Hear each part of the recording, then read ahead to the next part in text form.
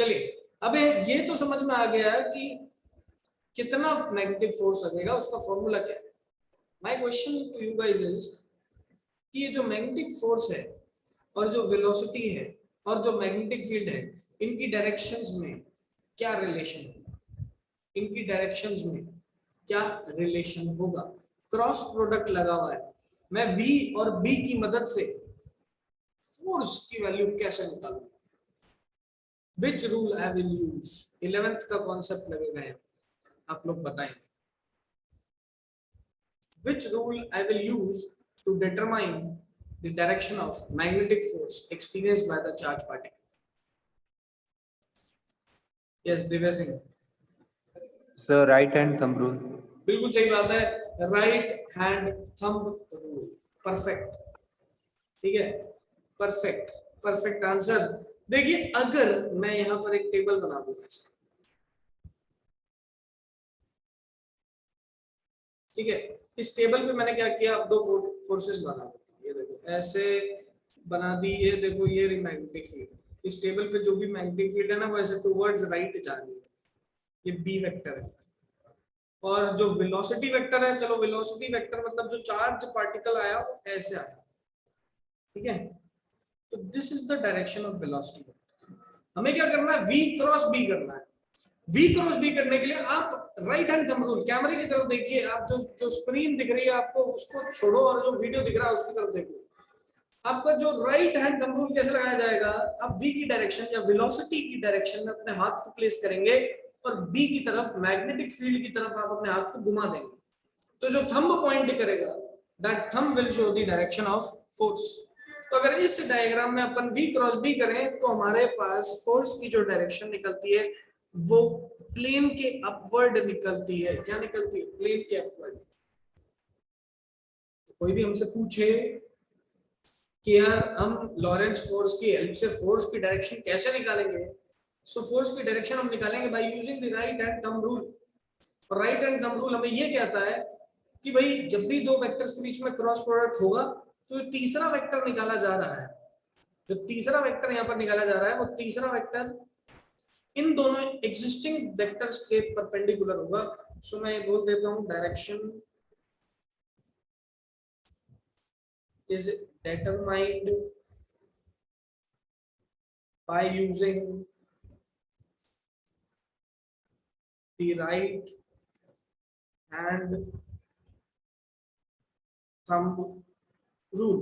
ठीक है, right hand thumb rule की मदद से किसके डायरेक्शन में हाथ को प्लेस करना है, वेलोसिटी की डायरेक्शन में, घुमाना किसकी तरफ है, मैग्नेटिक फील्ड की तरफ, थंब जो पॉइंट करेगा वो फोर्स की डायरेक्शन बताएगा। So force will always be perpendicular. Force will always be perpendicular to velocity and magnetic field। Force हमेशा हमेशा यहाँ पर velocity और magnetic field दोनों के ही perpendicular रहता है। सीधी सिंपल सी बात। बताइए सबको ये चीज क्लियर होती है कि नहीं होती, फटाफट बताइए। 12th क्लास 12वीं कक्षा के छात्र छात्राएं,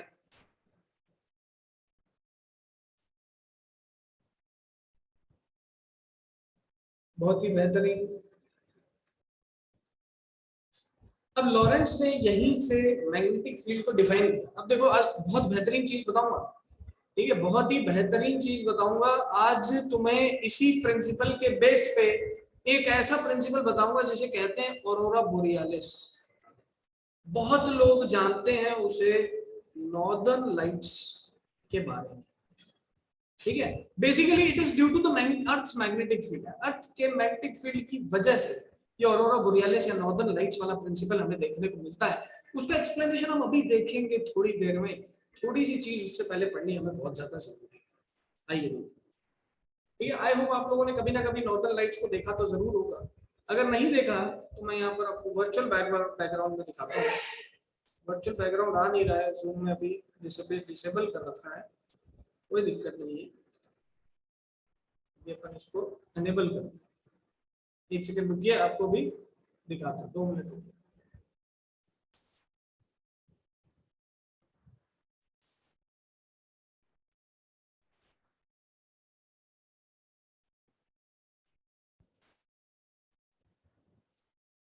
चलिए कोई नहीं, कल दिखाएंगे, कल की क्लास में दिखाएंगे, आज की क्लास में तो बस देख लो, कल की क्लास में बताऊंगा एक्सप्लेनेशन उसका, नॉर्दर्न लाइट्स का एक्सप्लेनेशन कल की क्लास में बताऊंगा, आज थ्योरी देख लेते सर। सो हो क्या रहा है, ध्यान से देखिए, यहां तक तो अपन ने बात की कि फोर्स की डायरेक्शन परपेंडिकुलर होगी। बच्चे पूछते हैं सर मैग्नेटिक फील्ड को अगर डिफाइन करने को पूछ लिया जाए, और पूछता है बोर्ड हमसे मैग्नेटिक फील्ड को डिफाइन करने को पूछ लेता है, तो हम कैसे डिफाइन करेंगे। देखिए ऊपर जो फॉर्मूला था वो मेरे पास फॉर्मूला बन रहा है, magnetic force is equal to Q V cross B. ठीक है, मैं यहाँ पर क्रॉस प्रोडक्ट को ओपन करता हूं तो ये बनेगा F is equal to Q V B sine theta. Take theta equal to 90। मान लेते हैं कि angle between velocity vector and magnetic field vector कितना है, 90 है। 90 होते ही साइन 90 1 हो गया, 1 हो गया तो मेरे पास F is equal to Q V B आ गया। यहां से जब मैं B की वैल्यू निकालता हूं तो फॉर्मूला बनता है F अपॉन क्यू वी। क्या फॉर्मूला बना, F upon Q V, and this formula is used to determine the magnetic field। इसी फॉर्मूले की मदद से हम डिफाइन करते हैं मैग्नेटिक फील्ड। कैसे करते हैं, बोलते हैं कि if a charge particle Q, if a charge particle Q, ठीक है, moving with velocity v, moving with velocity v, ठीक है, experiences a force, experiences a force F while entering a field, then that field is known as, then that field is known as magnetic field। ठीक है, इसको और अच्छे से कैसे define कर सकते हैं, तो और अच्छे से हम डिफाइन करेंगे मैग्नेटिक फोर्स पर यूनिट चार्ज पर यूनिट वेलोसिटी। ठीक है, तो बुक्स में यही डेफिनेशन दे रखी होती है, बुक्स में यही डेफिनेशन दे रखी होती है किसकी, बुक्स में यही डेफिनेशन दे रखी होती है हमें मैग्नेटिक फील्ड की। ठीक है, तो आपको ये डेफिनेशन जो है नोट्स में आपको मिल जाएंगी, आपको ध्यान रखना है। कोई आपसे पूछे what is the SI unit of magnetic field, आपका आंसर होगा sir SI unit of magnetic field होती है टेस्ला, इसे डिनोट करते हैं कैपिटल टी से। कोई आपसे पूछे what is the CGS unit of magnetic field, आप बोलोगे सर गॉस। ठीक है, क्या बोलोगे, Gauss, denoted by capital G. कोई आपसे पूछे व्हाट इज 1 टेस्ला, आप बोलोगे 10 टू द पावर 4 गॉस। ठीक है, व्हाट इज 1 टेस्ला, आप बोलोगे 10 टू द पावर 4 गॉस।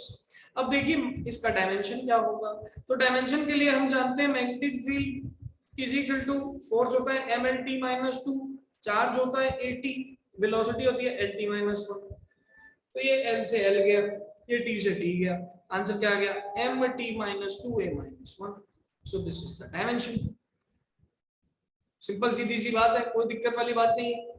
अभी तक क्या क्या पढ़ा है, एक बार दोबारा देख लो भाई, अभी तक क्या पढ़ा हमने सबसे पहले ओएरस्टेड का एक्सपेरिमेंट देखा, हमने ओएरस्टेड का एक्सपेरिमेंट देखा, हमने ये बात की कि भाई जो चार्ज पार्टिकल होता है, ठीक है, जो चार्ज पार्टिकल होता है हमारे पास, उस चार्ज पार्टिकल में अगर वेलोसिटी होगी और फिर मैं मैग्नेटिक फील्ड के पास लेके जाऊंगा तो ही फोर्स लगेगा, पहली चीज। अगर वो चार्ज पार्टिकल स्टेशनरी होगा तो कोई फोर्स एक्सपीरियंस नहीं होगा, दूसरी चीज।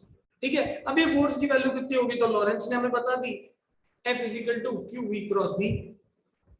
इसमें Q क्या है, charge particle, Q charge, V velocity, B magnetic field. ठीक है, इसकी डायरेक्शन कैसे निकालेंगे, तो राइट हैंड थंब रूल से निकालेंगे। ठीक है, इसके बाद अपन ने मैग्नेटिक फील्ड को डिफाइन करने के लिए फॉर्मूला क्या बनाया, B is equal to F upon Q V. ठीक है, इसको क्या लिखेंगे, फोर्स पर यूनिट चार्ज पर यूनिट वेलोसिटी, ऐसा unit tesla, CGS unit gauss. इसको याद रखने के लिए ना बेटा ऐसा भी याद रख सकते हो, आपने इलेक्ट्रोस्टैटिक्स में इलेक्ट्रिक फील्ड पढ़ा होगा, और वो इलेक्ट्रिक फील्ड क्या होता है, फोर्स पर यूनिट चार्ज होता है कि नहीं होता। So force per unit charge, electric force per unit charge is known as electric field. तो magnetic force per unit charge per unit velocity क्या हो जाएगा? Magnetic field.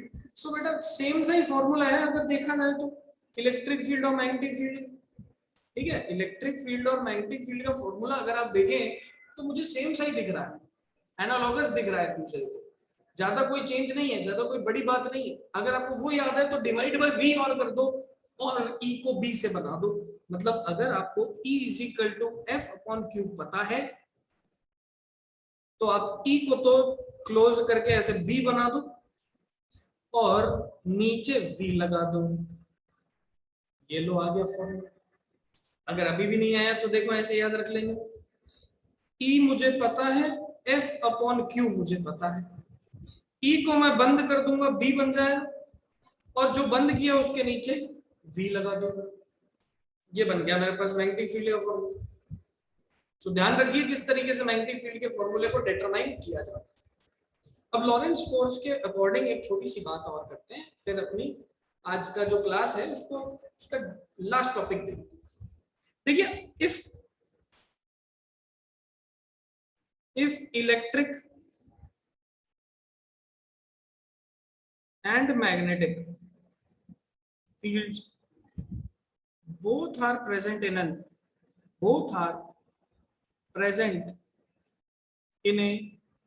region, अगर एक रीजन में मैग्नेटिक फील्ड और इलेक्ट्रिक फील्ड दोनों ही present हो तो क्या होता है?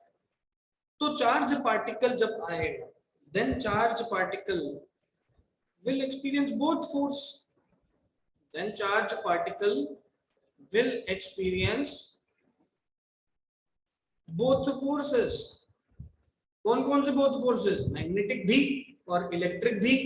सो मैं बोल दूंगा net force will be equal to electric force plus magnetic force.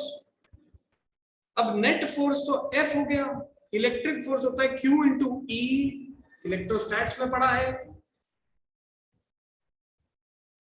और मैग्नेटिक फोर्स क्या हो गया? Q V क्रॉस B, अभी अभी पढ़ा है।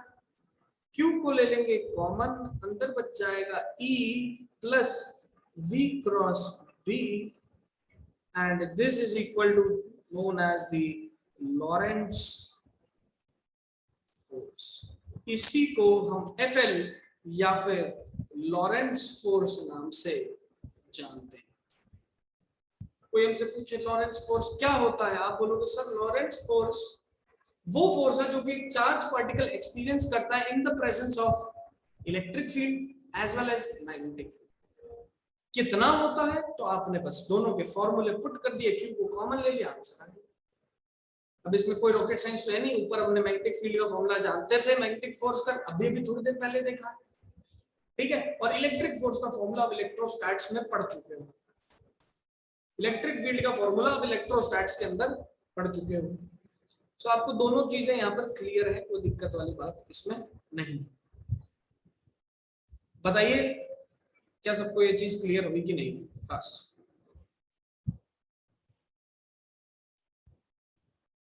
यस एवरीवन, बताओ यार। आज की रिकॉर्डिंग हो सकता है थोड़ी सी लेट आए, मतलब लेट का मतलब क्या है कि आपको ओएस्टेड एक्सपेरिमेंट के बाद से रिकॉर्डिंग मिले तो समझ में आई गया। जो क्लास अटेंड करता है उसको तो आता ही है, जो नहीं करता वो वैसे यूट्यूब भी नहीं देखता, ठीक है। चलिए, तो यहाँ पर हमारा होता है आज की कक्षा में जो करना था वो समाप्त। अब मैं एक छोटी सी बात करूंगा उसके बाद क्लास खत्म करूंगा, ठीक है। वो छोटी सी बात क्या है, ध्यान से देखिए। मान लो मेरे पास एक मैग्नेटिक फील्ड है, ये रही मैग्नेटिक फील्ड, ठीक है। इसकी बात आज कर लेंगे, इसके बारे में डिस्कशन जो है ऑरोरा बोरियालिस का जो एक्सप्लेनेशन है वो सब हम कल देखेंगे, ठीक है। कल मैं दिखाऊंगा भी ऑरोरा बोरियालिस होता क्या। हो सकता है कुछ लोगों ने देखा हो, उनको नाम नहीं पता, ठीक है। तो हम उसके बारे में पहले कल देखेंगे, उसका एक वीडियो देखेंगे, फिर उसके बाद उसके बारे में समझने की कोशिश करेंगे। तो यहाँ पर मैंने एक्सिस ड्रॉ किया, ये एक्स क्या शो कर रहे हैं? ये एक्स शो कर रहे हैं that the magnetic field is present. यहाँ पर मैग्नेटिक फील्ड है, बट कैसे जा रही है, इनसाइड द प्लेन जा रही है, ठीक है, कैसे जा रही है, इनसाइड द प्लेन, ऐसे ऊपर से आई और प्लेन के अंदर चली गई, एक्सिस से शो किया, एक्स से क्यों शो किया है, तो वही चीज मैं बताने की कोशिश कर रहा हूं। तो देखिए आप किसी भी एक एरो को देखो, वेक्टर क्या होता है, क्या एरो ही तो होता है, उस एरो का अगर हेड देखा जाए तो कैसा दिखेगा, पॉइंटी दिखेगा, ठीक है, लेकिन अगर इस एरो का टेल देखा जाए तो टेल पे ऐसे फेदर्स होते हैं ना, क्रॉस के शेप में, ठीक है ना, टेल पे ऐसे क्रॉस के शेप में फेदर्स होते हैं, अगर मैं पीछे से देखूंगा इसे तो मुझे ऐसे क्रॉस दिखेगा, इसका मतलब अगर वेक्टर इनसाइड द प्लेन जा रहा होगा तो एक्स के फॉर्म में दिखेगा, और अगर आउटसाइड द प्लेन आ रहा होगा तो डॉट के फॉर्म में दिखेगा। तो जब 3 डायमेंशनल में वेक्टर्स को रिप्रेजेंट करना होता है तो इनसाइड द प्लेन को मैं क्रॉस से रिप्रेजेंट करता हूं, तो यहां मैं इसको शो कर देता हूं that this is known as inside the plane and this dot is known as outside the plane. So I hope यहां तक आपको क्लियर हुआ होगा कि ये इनसाइड और आउटसाइड द प्लेन क्या बात होगी। अब आप लोग मुझे ये बताइए, दो स्टूडेंट्स जो हैंड्स की जिनको कोई